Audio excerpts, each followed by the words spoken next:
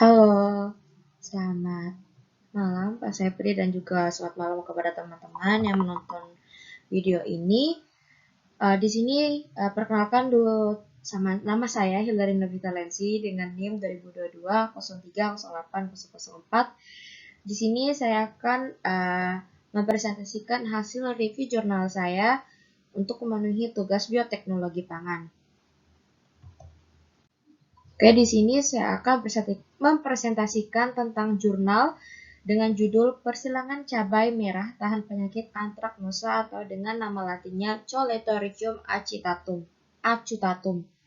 Jurnal ini diterbitkan pada tanggal 25 Agustus 2014 oleh 4 orang peneliti yaitu Kirana R, Kusmana, Hashim A, dan Sutaria R.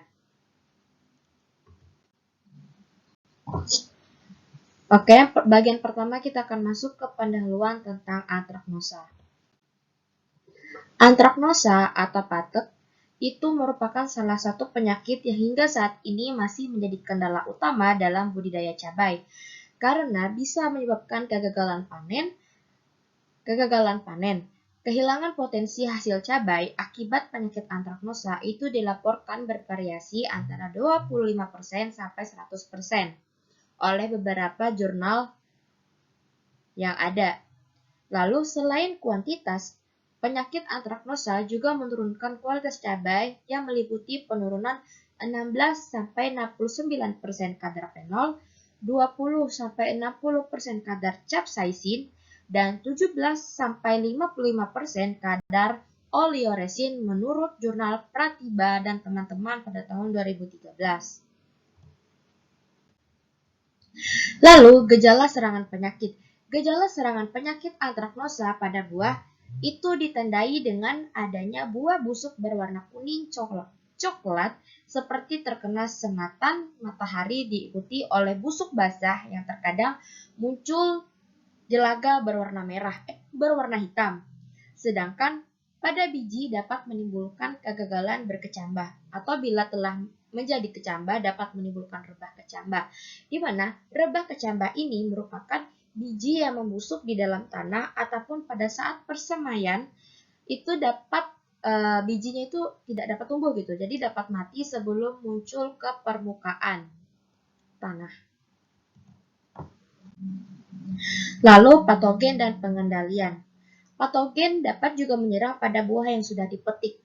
Jadi tidak hanya di saat-saat di pohonnya saja gitu, tidak saat pertumbuhannya saja, tapi pada saat sudah dipetik saja buah pada cabai tersebut bisa terkena patogen, di mana penyakitnya akan berkembang dalam pengangkutan dan penyimpanan sehingga hasil panen akan membusuk.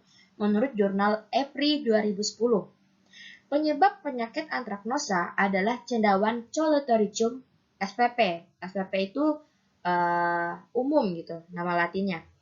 Berdasarkan morfologi spora, Choloetherium spp atau umum itu dibagi menjadi 4 spesies, yaitu Choloetherium acutatum, Choloetherium capsicii, Choloetherium glosporioides, dan Choloetherium cocodes.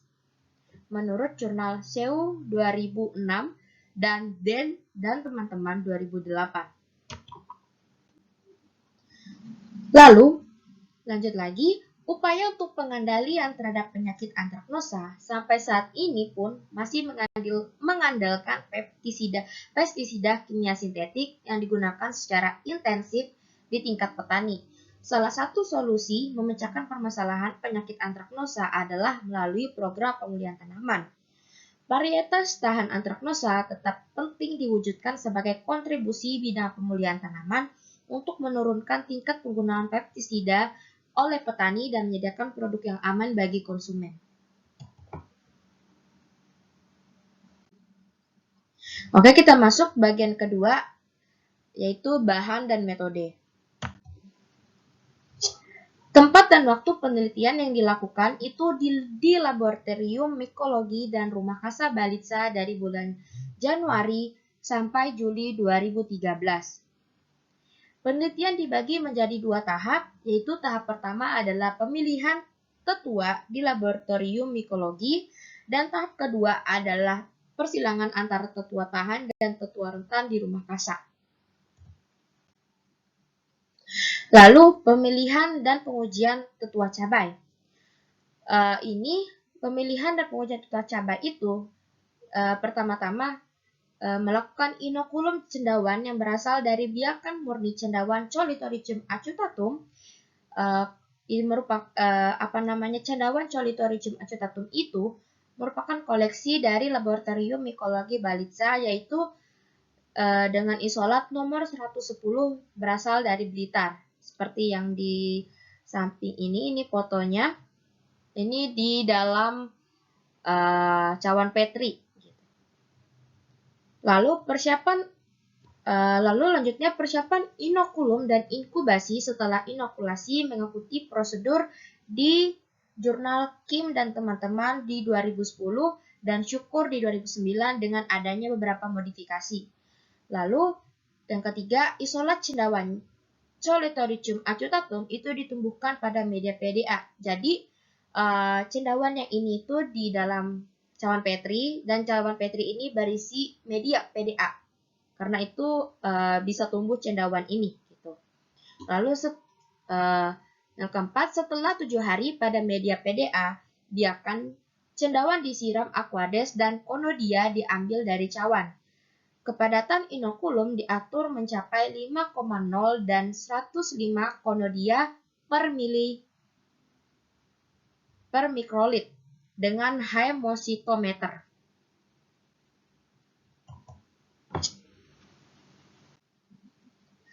Lalu lanjut, buah yang akan diinokulasi itu dicuci menggunakan Aquades. Lalu inokulasi itu dilakukan dengan cara menyuntikkan 2 mikrolit suspensi Conodia sebanyak 4 suntikan pada daerah yang berbeda.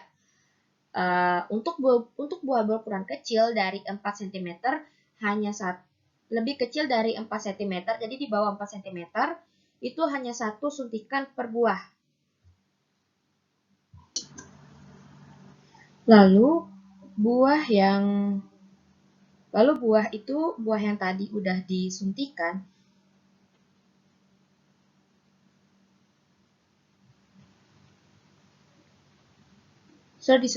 itu ditempatkan di dalam box plastik dan diinkubasi pada suhu 25 derajat selama 5 hari.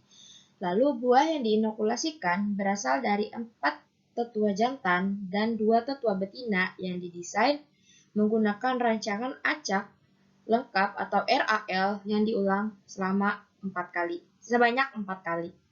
Lalu pengamatan dilakukan dengan pengukuran diameter lisen pada 5 hari setelah inokulasi tadi.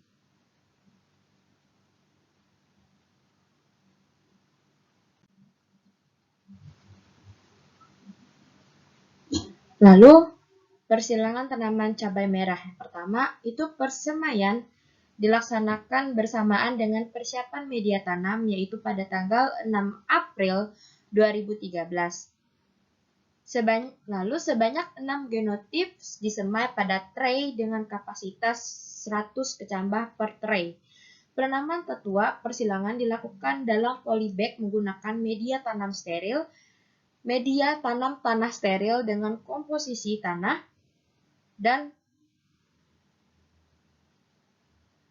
dan pupuk kotoran kuda dengan perbandingan 1:1. C.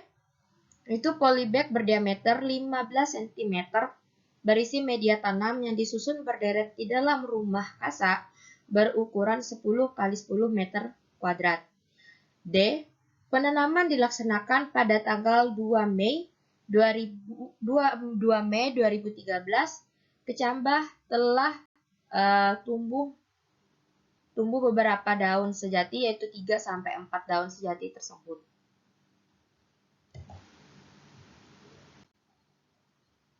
Lalu E, populasi tanaman terdiri atas 2 tetua betina, yaitu Tanjung 2 dan Kencana, masing-masing 40 polybag, dan 4 tetua jantan, masing-masing 20 polybag, sehingga total keseluruhan populasi tanaman sebanyak 160 polybag. F, persilangan dilaksanakan pada pagi hari pada pukul 8 hingga 11 siang, jadi ada waktu-waktu tertentu, tidak selalu setiap waktu, misalnya 6 pagi sudah bisa, tidak. Itu dilakukan pada pukul 8 hingga 11 siang. Lalu G, tahapan persilangan itu mengikuti prosedur Syukur dan kawan-kawan di 2012.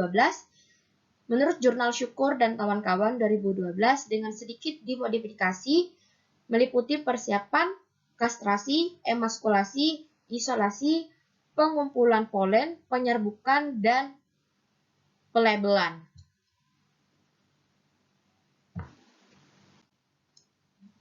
Lalu ini penampilan fenotipik buah tetua. Ini kan tadi ada 6. Jadi foto yang pertama ini adalah AVV 0207. Ini yang jantan.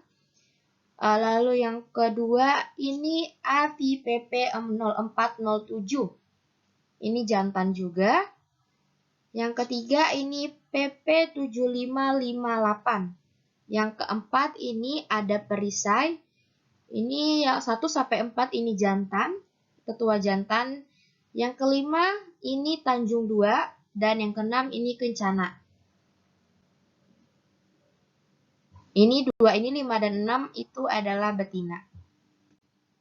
Lalu kita masuk ke bagian kedua, itu hasil dan pembahasannya. Ketiga, kita masuk ke bagian ketiga.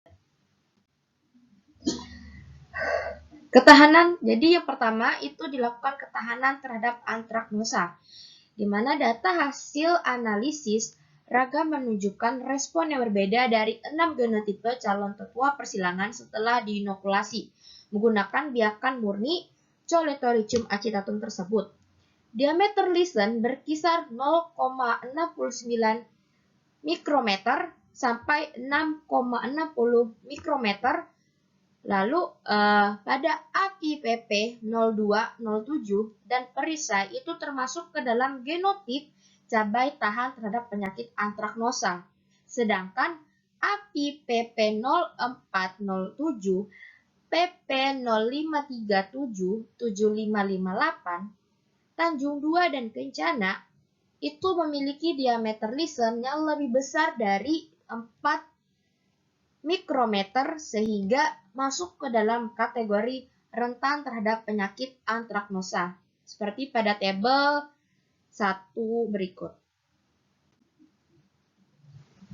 Ini tabelnya, ini label diameter lesion hasil inokulasinya pada genotip buah cabai. Jadi ini yang diberi tanda merah, kotak merah, ini yang tahan terhadap penyakit antraknosa, yaitu AVPP 0207 dan genotip perisai ini. Jadi hasil diameternya ini. Di AVPP 0207 ini hasil diameternya itu 0,69.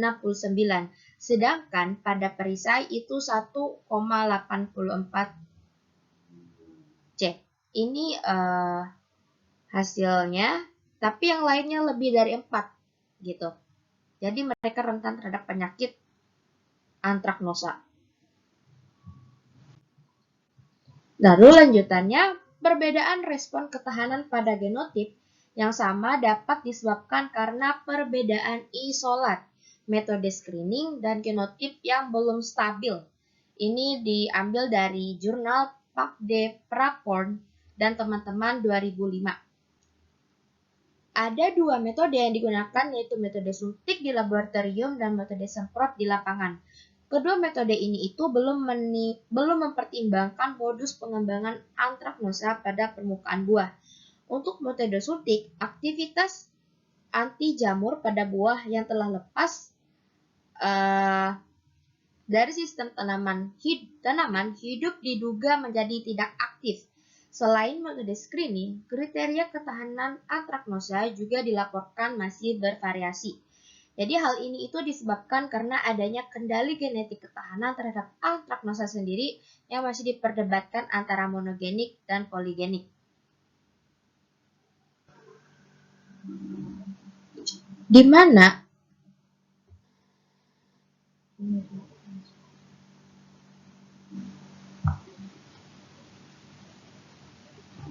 Di mana monogenik sendiri itu merupakan suatu sifat tahan yang diatur oleh suatu gen yang dominan ataupun resesif. Sedangkan poligenik itu merupakan sifat tahan yang diatur oleh banyak gen yang saling menambah dan masing-masing gen memberikan reaksi yang berbeda sehingga timbul ketahanan dengan spektrum yang luas seperti itu.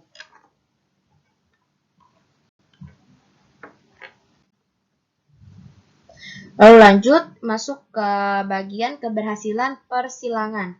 Hasil penelitian itu menunjukkan bahwa keberhasilan persilangan tidak dipengaruhi oleh tetua jantan, namun sangat dipengaruhi oleh tetua betina. Tidak ada perbedaan yang nyata pada penyerbukan dalam suatu tetua betina dengan 4 tetua jantan yang berbeda. Seluruh tetua jantan itu mampu membuahi tetua betina tanpa adanya hambatan atau barrier. Namun, jika dibandingkan antar tetua betina yang berbeda, yaitu Kencana dan Tanjung II, persilangan tetua jantan dengan Tanjung II itu sebagai tetua betina yang memiliki nilai presentasi penyerbukan dan pembuahan yang lebih tinggi dibandingkan dengan Kencana. Kita bisa lihat hasilnya di tabel 2. Ini tabel 2. Tabel 2 ini kompatibilitas persilangan antara 4 tetua jantan donor tahan antraknosa terhadap 2 varietas cabai, yaitu Kencana dan Tanjung II. Ini hasilnya yaitu semuanya aman, tapi Tanjung II ini menghasilkan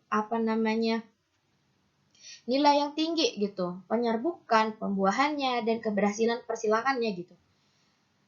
Tanjung II dengan tetua jantan API PP0207. Ini satu deret ini. Ini Tanjung II penyerbukannya itu ada 34,20%. Lalu pembuahan ini pada Tanjung II juga 22,90%. Lalu di keberhasilan persilangan ini itu 67,64%. Tapi Kencana itu lumayan rendah gitu daripada yang Tanjung II gitu. Dan Tanjung II dengan beberapa tetua jantan yang lain juga selain dari API PP 0207 itu sedikit rendah dari yang tetua jantan API PP 0207 gitu. Kenapa nilai kompatibilitas tetua betina Tanjung II itu dengan jantan API PP persilangannya itu terjadi memiliki nilai yang tinggi? Itu dikarenakan karena adanya perbedaan umur berbunga di antara keduanya. Jadi umur berbunga Tanjung II itu cabainya tuh umur berbunganya itu merah. Tanjung II itu tuh cabai merah yang besar gitu. Dan dia itu lebih cepat dibandingkan dengan cabai Kencana gitu, cabai keriting. Jadi kayak lebih cepat itu loh berbunganya yang Tanjung II daripada yang Kencana gitu. Karena itu perbedaannya lumayan signifikan gitu. Seperti yang ini pembuahannya Kencana hanya 8% gitu. Yang Tanjung II 22,9%. Jadi lumayan sedikit berpengaruh seperti itu. Lalu kita masuk ke kualitas benih hasil persilangan. Sama halnya dengan keberhasilan penyerbukan dan pembuahan, keberhasilan dalam pembentukan biji juga tidak dipengaruhi oleh genotip tetua jantan, namun sangat dipengaruhi oleh genotip tetua betina. Jumlah benih total hasil persilangan dengan tetua betina, Tanjung II itu lebih tinggi kan tadi dibandingkan dengan Kencana. Namun demikian presentasi benih baik, yaitu perbandingan antara jumlah benih bernas dengan jumlah benih total yang dihasilkan Kencana lebih tinggi dibandingkan Tanjung II. Nah, ini jumlah benih yang dihasilkan dari persilangannya. Jumlah benihnya memang lebih tinggi jumlah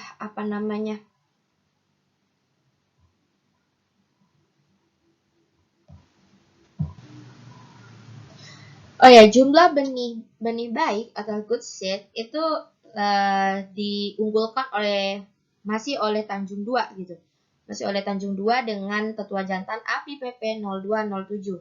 Lalu jumlah benih total ini total seed ini diambil alih oleh Tanjung 2 dengan tetua jantan APPP 0704. Jadi diambil oleh tetua jantan APPP 0704 untuk jumlah benih total. Tetapi untuk daya berkecambah ini diunggulkan oleh Kencana dengan tetua jantan APPP 0207. Seperti itu. Jadi dia lebih tinggi gitu. Perbedaannya bisa dilihat. Ini di Tanjung 2 daya berkecambahnya paling tinggi itu 84%, sedangkan di Kencana ini 96%. Oh maaf, tadi Kencana tetua betina Kencana itu dengan tetua jantan APPP 0704. Saya minta maaf tadi salah sebut, saya salah lihat. Jadi ini lebih tinggi gitu, daya berkecambahnya Kencana lebih tinggi daripada Tanjung 2. Ini buah hasil dari persilangan Tanjung 2 dengan APPP 0207. Ini yang kiri. Yang kiri ini lebih banyak dibandingkan dengan Kencana. Kencana dengan APPP 0207 kanan yang ini. Gitu.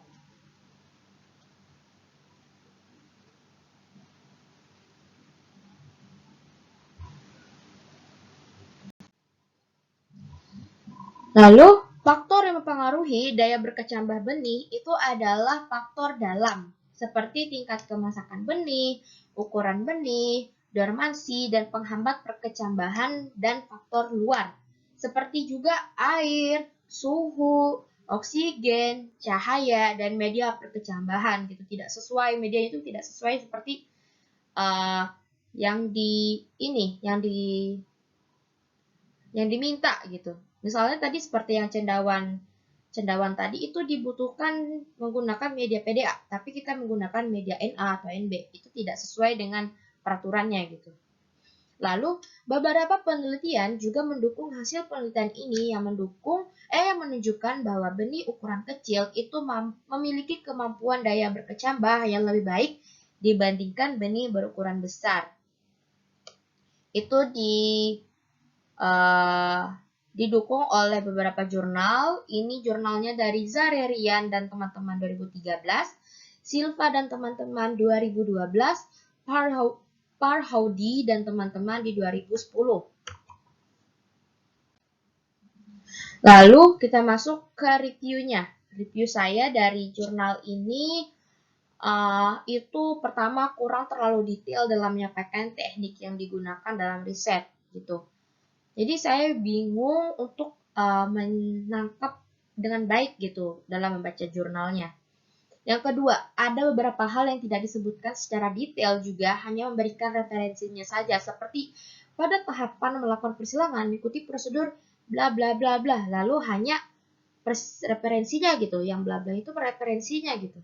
Jadi tidak kayak dibilang prosedurnya pemotongan, misalnya melakukan pemotongan ini, pencucian menggunakan ini gitu, atau pengambilan, atau hanya berapa senti yang dibutuhkan dalam ini itu tidak dipaparkan dengan jelas gitu di jurnal ini.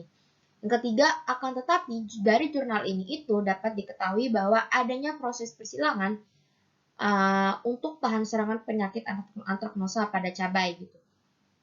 Saya juga belum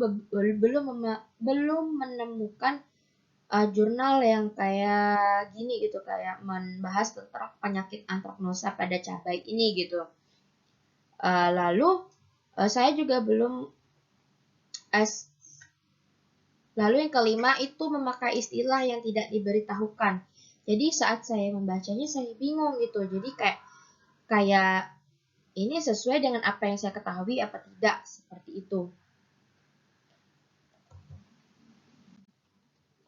Jadi sekian dan terima kasih atas presentasi saya pada hari ini. Terima kasih juga kepada teman-teman dan Pak dosen yang telah menonton video presentasi saya pada hari ini. Saya minta maaf jika ada kendala dalam pembacaan, dalam saya saat memindahkan slide.